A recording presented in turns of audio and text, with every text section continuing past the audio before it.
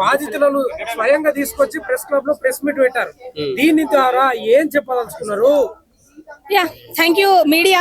నేను చాలా చాలా చాలా చాలా నిజంగా పాదాభివందనాలు మీడియాకు. ఈరోజు మీ వల్లనే ఇంతమంది బాధితులు బయటకు వచ్చారు.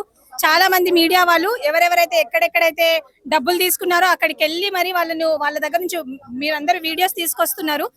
Very very thankful for that. అయితే ఇందాక ఇక్కడికి ప్రెస్ క్లబ్ కి రాకముందు నేను వేరే దగ్గరికి వెళ్ళాను. అక్కడ కూడా గద్వాల్ నుంచి వచ్చిన విక్టిమ్స్ చాలా మంది ఉన్నారు, కర్నూలు నుంచి వచ్చిన విక్టిమ్స్ చాలా మంది ఉన్నారు. అయితే వీళ్ళు తెలంగాణని మాత్రమే దోచుకోలేదండి, ఆంధ్రాని దోచుకున్నారు, పక్కన మహారాష్ట్రని దోచుకున్నారు, కర్ణాటకని దోచుకున్నారు, ఢిల్లీని కూడా దోచుకున్నారు. ఈ రోజు మంగ్లీ గారికి నేను సూటిగా ఒక ప్రశ్న ఇస్తున్నా. మంగ్లీ గారి ఒక పేడ్ బ్యాచ్ ఉంటది, ఆ పేడ్ బ్యాచ్ ని బట్టి ఈ రోజు మమ్మల్ని పర్సనల్ అటాక్ చేస్తుంది కదా. సో ఆమెను ఒక క్వశ్చన్ అడుగుతున్నాను. నేను ఒక చిన్న స్థాయి నుంచి ఇంత పెద్ద స్థాయికి ఎదిగినానన్నావు కదా, నువ్వు ఇంత చిన్న స్థాయి ఒక ఆర్కెస్ట్రా ఒక చిన్న స్థాయి నుంచి కోట్ల రూపాయలు కారులో తిరిగేంత స్థాయికి ఎలా వచ్చావు? ఈ రోజు నువ్వు నీ ఐటీ రిటర్న్స్ బయట పెడతావా? ఇది నా క్వశ్చన్. ఇన్ని రోజులు బాధితులు లేరు అని అన్నారు కదా, బాధితులను భయపట్టేదే వీళ్ళండి. నిన్న నాకు కూడా ఫోన్స్ వచ్చాయి, ఉస్మానియా యూనివర్సిటీ నుంచి నాకు కూడా ఫోన్స్ వస్తాయి. వాళ్ళు ఏమంటారు, చిల్లర మాటలు మాట్లాడుతున్నారండి. ఫోన్ చేసి నోరుంది కదా అని ఏది పడితే అది మాట్లాడుతున్నావు అంటున్నారు. నోరుంది కదా అని చెప్పేసి ఏది పడితే అది మాట్లాడుతున్నావు అని అంటున్నారు. నేను మాట్లాడితే నిజం, నేను నిజాయితీగా మాట్లాడుతున్నా. మీలాగా డబ్బులు తీసుకొని మాట్లాడతలేను. నేను మీలాగా డబ్బులు తీసుకొని మాట్లాడిన రోజు ఆ మాటనండి. అండ్ ఇంకొకటి, ఇందాక మీరు ఏం అడిగారండి, బాధితుల గురించి అడిగారు కదా. ఎవరైతే బాధితులు, ఎగ్జాంపుల్ అన్న కూడా బాధితుడే. ఇన్ని రోజులు బయటికి ఎందుకు రాలే అంటున్నారు కదా. అన్న బయటికి ఎందుకు రాలే చెప్తా నేను. అన్న కూడా బాధితుడు. అన్న మీ పేరన్నా? అన్న పేరు శ్రీనివాస్. అన్న నీది ఏంది ఇనిషియల్? రమావత్ శ్రీనివాస్. ఓకే, రమావత్ శ్రీనివాస్ ఒక బంజారా గిరిజన బిడ్డ. అయితే ఈ రోజు ఎందుకు బాధితులు ఇన్ని రోజులు బయటికి రాలేదు అని మొరిగే కుక్కలకు అందరికి నేను చెప్తున్నాను. వీళ్ళని మీరు బయటికి వస్తే మిమ్మల్ని చంపేస్తాం, మీకు డబ్బులు రాకుండా చేస్తామన్నారంట. మొన్ననే అన్న చచ్చిపోదామని సూసైడ్ చేసుకోవడానికి అని పోయిండు. నేను మిగతా బిడ్డలకు కూడా ఒకటే చెప్తున్నాను, మీరు చావాల్సిన అవసరం లేదు. మీరు డబ్బులు ఏవైతే ఇచ్చారో మీ దగ్గర రిసిప్ట్లు ఉన్నాయి, ఆధారాలు ఉన్నాయి, ప్రతి ఒక్కటి ఉంది. కావాలంటే ఎంత దూరం అని వెళ్దాం, మీరు చావాల్సిన అవసరం లేదు.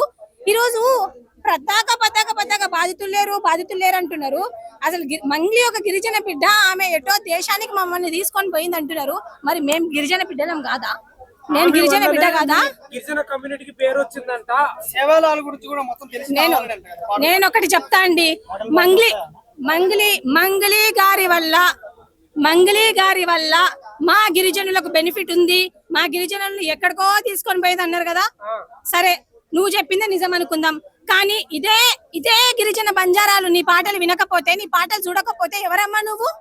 ఎవరింటారు నీ పాటలు? ఈ రోజు నువ్వు ఎట్లొచ్చినావు? మా లంబాడ బంజారా ట్రెడిషనల్ డ్రెస్ ఉంటదండి, ఆ డ్రెస్ వేసుకొని పరిచయం అయింది మంగ్లీ. ఈ రోజు ప్రపంచానికి మంగ్లీ ఎట్లా పరిచయం? మా బంజారా ట్రెడిషనల్ మా వేషధారణ వల్ల పరిచయం. ఈ రోజు ఎవరైతే ఇంతమంది ఉన్నారా, ఇంతమంది పొట్ట మీద కొట్టి, బంజారా అంటే ఏంది, ఎట్లా ఎదిగినారు? వీళ్ళ పొట్ట మీద కొట్టి ఎదుగుతున్నారు. వీళ్ళ పొట్ట మీద కొట్టి వీళ్ళు ఎదుగుతున్నారు. ఈ రోజు నా తమ్ముడికి ఏం తెలియదండి, ఆ ముఖము ఈ ముఖము సేమా అండి అంటే కదా నువ్వు. డబ్బులు లెక్క పెట్టే మొహం మీద అండి. ఈయన నా తమ్ముడు శివ, వాడెవడో నాకు తెలియదు అన్నావు కదా నువ్వు. మరి ఈ రోజు నీ తమ్ముడు మూటలు బ్యాగ్ ఎందుకు మోసిండు? మూటలు డబ్బులు ఎందుకు మోసిండు? నీ తమ్ముడే కదా శివ అనేటోండి, శివ చౌహాన్ నీ తమ్ముడే కదా. ఇంతమంది ఆరోపణలు చేస్తున్నారు, ఎక్కడ దాచుకో. నీ తమ్ముడిని పోలీస్ వాళ్ళతోటి లాక్కొని వచ్చి వీళ్ళకి పక్కా న్యాయం జరిగేలా మేము చేస్తాం. చెయ్యకపోతే మేము ఈ గిరిజన బంజారా బిడ్డలమే కాదు, ఎందాకైనా వెళ్తామన్నా. ఇప్పుడు ఒక అమ్మాయి ఇందాక మాట్లాడింది, నా పైసలు నాకు ఈరా బాబు అని కాళ్ళు మొక్కిందంట. ఈ రోజు నా గిరిజన నాయకుల్ని అడుగుతున్నా, నేను సోకాల్డ్ ఎవరైతే బయటకు వచ్చి మంగ్లీ గారికి సపోర్ట్ చేస్తున్న వాళ్ళని అడుగుతున్నా, మేము బిడ్డలం కాదా? మా గురించి వ్యక్తిగతంగా మా గురించి పర్సనల్ అటాక్ చేసినప్పుడు మీరు ఎక్కడ పోయారు? మేము బిడ్డలం కాదా? మా తండ్రులను అంటారు, మా ఫ్యామిలీని అంటారు. అరే అనే ప్రతి ఒక్కరు గుర్తుపెట్టుకోండి, చిల్లర మాటలు మాట్లాడే ప్రతి ఒక్కరికి లీగల్ నోటీస్ పోతుంది. మీరు మాట్లాడే ముందు నోరు అదుపులో పెట్టుకోకపోతే, ఒళ్ళు అదుపులో పెట్టుకోకపోతే డెఫినెట్ గా ప్రతి ఒక్కరికి ఇస్తామని లీగల్ నోటీసెస్. ఏమనుకుంటున్నారు మీరు? ఏ జాతి పరువు తీస్తున్నారు మీరు? అసలు బంజారా అంటే మీకేమో తెలుసా? ఒకడంటే నేను 10% రిజర్వేషన్ కోసం బాగా కొట్లాడినా, నువ్వేం చేసినావని నన్ను అంటున్నాడు. అరే 10% రిజర్వేషన్ కోసం నువ్వు కొట్లాడినావు, నేను కొట్లాడలే అంటలేను. ఇదే 10% రిజర్వేషన్ ఎక్కడ లాగు అవుతుంది నువ్వు చెప్పు. ఎవడి 10% రిజర్వేషన్ మనకి ఇస్తున్నాడు? ఈ రోజు గవర్నమెంట్ జాబ్లలో 10% రిజర్వేషన్ ఎక్కడ లాగు అయిందండి? గ్రూప్ వాళ్ళు ఇంతమంది బాధితులు చచ్చిరండి, ఇంతమంది బాధితులు చాలా మంది ఇబ్బంది పడి ఇంకా ఏం చాలా అర్థం కాక కూర్చున్నారు. జీవో 46 బాధితులు ఉన్నారు. ఇదే సింగరేణి కాలనీ పక్కనే దిల్సుఖ్ నగర్ అండి. ఒక్కరోజు సేవలాల్ జయంతి చేసి వాళ్ళకి తిండి పెట్టలేదండి వీళ్ళు. ఒక్కరోజు ₹1 ఇవ్వలేదు వాళ్ళు. ఇట్లాంటి ఇట్లాంటి చిల్లర గాళ్ళు కూడా నా బిడ్డల గురించి మాట్లాడితే ఎట్లుంటది? మా గిరిజన బిడ్డలు వీళ్ళందరూ పేడ్ బ్యాచ్ అంటానా అన్నా? మీరంతా పేడ్ బ్యాచ్ అని అంటున్నారు. నువ్వేం చెప్తావు? నువ్వు పేడ్ బ్యాచా? పేడ్ బ్యాచ్ అవసరానికి మాకేం అవసరం అన్న? ఇక్కడ దాకా రావడానికి మాకేం అవసరం? మేము డబ్బులు ఇచ్చి మోసపోయినాం.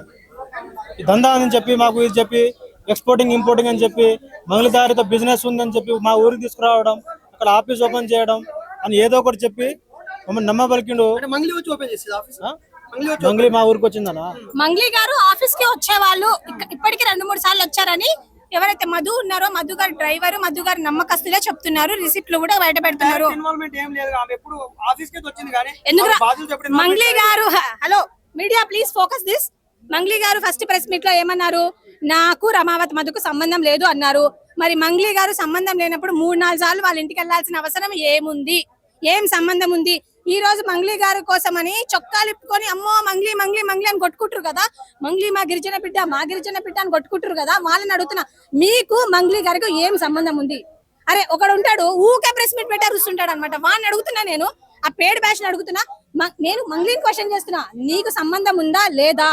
నీకు సంబంధం లేదంటున్నావు, లేకపోతే బాధితుల దగ్గరకు వచ్చి నువ్వు అడగడానికి మాట్లాడడానికి నీకు ఏం నొప్పి అని అడుగుతున్నా. వీళ్ళు లేకపోతే నువ్వు ఎక్కడి నుంచి వచ్చినావు? ఈ రోజు మమ్మల్ని పర్సనల్ అటాక్ చేస్తావా? నువ్వెంత, నీ స్థాయి ఎంత తీయాలా? నీ మొత్తం నువ్వు బెంగళూరులో నీకు పిల్లలు లేవా, లేకపోతే బాంబేలో లేవా, ముంబైలో లేవా? ఎక్కడి నుంచి వచ్చినావు? అసలు నీకు ఎవరు సపోర్ట్ చేస్తున్నారు చెప్పాలా? మేము ఈ రోజు మంగళి గారికి మినిస్టర్లు చేసే ఫంక్షన్లకు పోయేది ఉంటది, వేరే అన్ని ప్రతి దగ్గర తిరిగే టైం ఉంటది.